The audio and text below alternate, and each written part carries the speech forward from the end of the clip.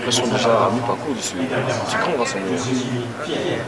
J'ai vu mon président hier qui avait les larmes aux yeux, Alfred Damoussa, tellement il était heureux de tout ce que nous avons eu comme engagement, comme visite, comme clientèle. Il était tellement heureux que bien que j'étais très fatiguée, j'ai eu envie de pleurer aussi. Donc on est content. Premier jour superbe, deuxième jour la même chose, troisième jour. On a encore l'impression que le troisième jour, c'est le premier jour, il y a du monde. Oui, il y a encore du monde. Et puis le troisième jour, c'est l'éducation d'avenir et le numérique. Donc les enseignants sont concernés. La ministre de l'Éducation nous a envoyé une lettre de soutien parce qu'elle était à Dakar. Elle était là le premier jour. Madame Irina Bokova de l'UNESCO a envoyé une lettre d'appui parce qu'elle est à Dakar aussi à la francophonie et son représentant était là, son représentant régional était là. Donc il y a vraiment beaucoup d'engouement. Le deuxième jour, c'était les télévisions africaines passent au numérique. C'était évolution ou révolution. Ça c'était le thème et toute la journée était sur ce thème-là, le contenu. Et le premier jour, c'était comment faire affaire dans le numérique en Afrique. Parce qu'il faut dire, il y a création d'emplois, il y a les incubateurs, comment on pousse, comment on aide. Il y a aussi tout ce qu'il y a autour du numérique comme affaire. Donc la première journée était consacrée à ça. On est bien content parce qu'on a eu beaucoup d'institutionnels, donc ça veut dire que les gouvernants sont conscients de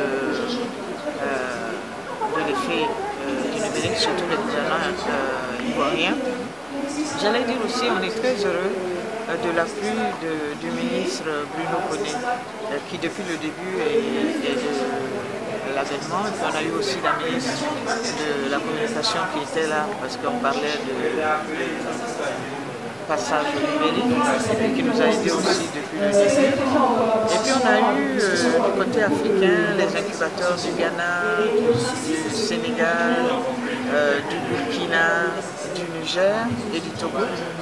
Donc ça a été une belle réussite africaine pour un premier festival.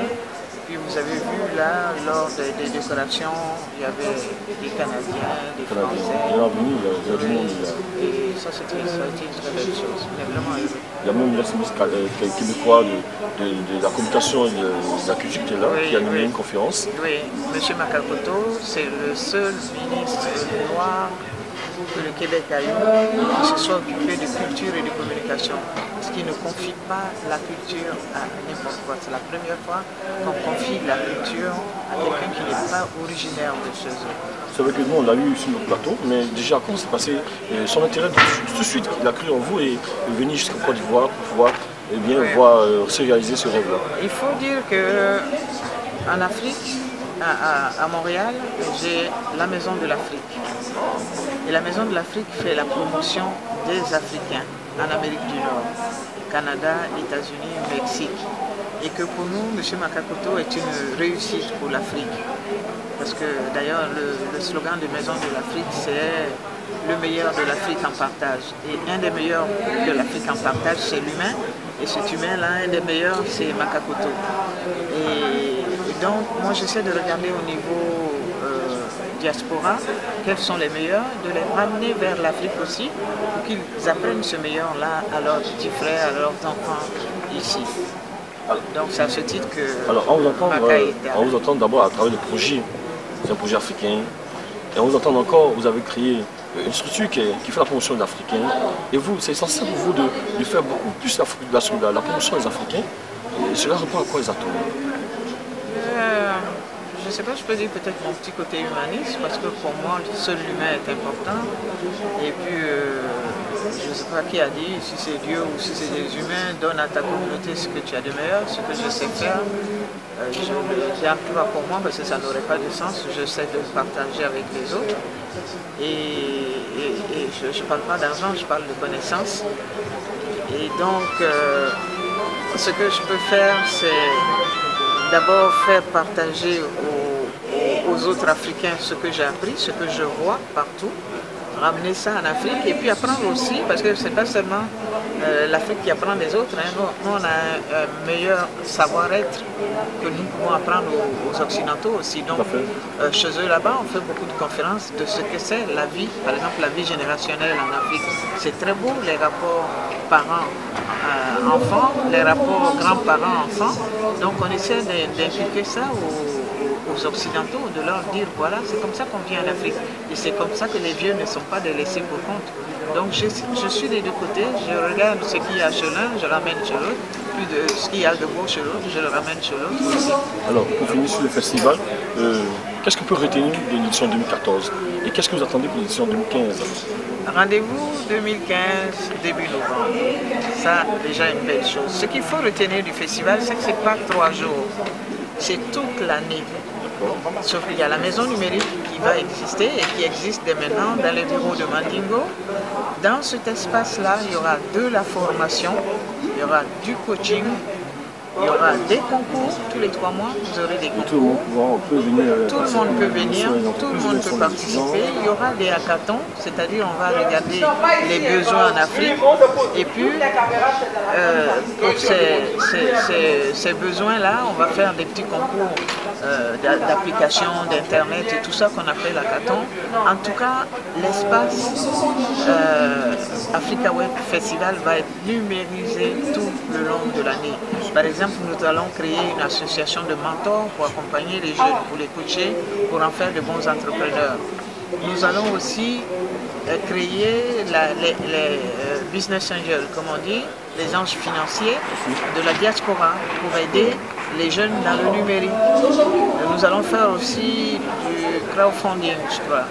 C'est amener les gens à regarder les projets qu'il y a porteurs et amener de l'argent là-dessus. Donc il y a beaucoup de choses que nous allons faire tout le long de l'année parce qu'il ne faut pas oublier que le numérique c'est création d'emplois. Et les problèmes aujourd'hui dans le monde entier, j'allais dire en Afrique, mais c'est dans le monde entier, c'est l'emploi. Je ne sais pas si vous le savez, en France, le gouvernement et la ville ont aidé un opérateur privé qui s'appelle Free à créer le plus grand incubateur du monde qui va aider 1000 jeunes pousses. Ça fait déjà 1000 gars qui vont avoir du travail. Et 1000 jeunes pousses, s'ils en emploient 2 000 à 3 000, ça fait déjà du boulot. Et c'est ces rêves-là que nous avons, parce qu'on ne peut pas s'asseoir et dire que les problèmes vont se résoudre. Non, il faut que chacun de nous fasse sa part. Et cette part-là, nous sommes un groupe. Moi, je suis celle qu'on voit, mais nous sommes un groupe. Et il y a beaucoup de gens aussi qui nous aident à faire que ce rêve-là, d'offrir du travail aux jeunes, d'amener toutes les populations à être numériques et à s'approprier l'outil pour que ce soit bien. Il y a beaucoup de gens en arrière de moi qui sont là ou à côté, je ne sais pas dire, et qu'on ne voit pas et qui aident à ce que ce soit réalisable. Bon message à l'endroit de tous ces internautes qui nous suivent depuis la machine de Gucci TV, ces Africains, ces Européens, ce monde entier qui vous regarde aujourd'hui, vous qui êtes la fondatrice de l'Africa Web Festival, qui était entièrement une réussite, cette première édition. Bon message. Mon dernier message, c'est que tous ceux qui ont envie d'aider, tous ceux qui se disent qu'ils peuvent apporter quelque chose, il faut qu'ils aident à l'avènement du numérique en Afrique. Ce n'est pas l'avènement, on fait déjà beaucoup, mais il faut qu'ils aident au développement du numérique en Afrique.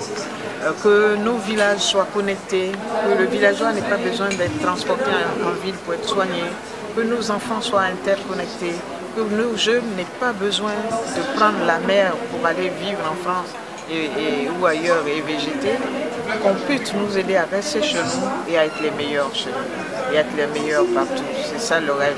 Et je sais que beaucoup d'amis occidentaux y rêvent, et c'est l'occasion. Venez nous rejoindre, et puis beaucoup d'amis d'ici aussi, venez nous rejoindre. On est un groupe de rêveurs, mais on pense que ça peut aider. Merci. Merci.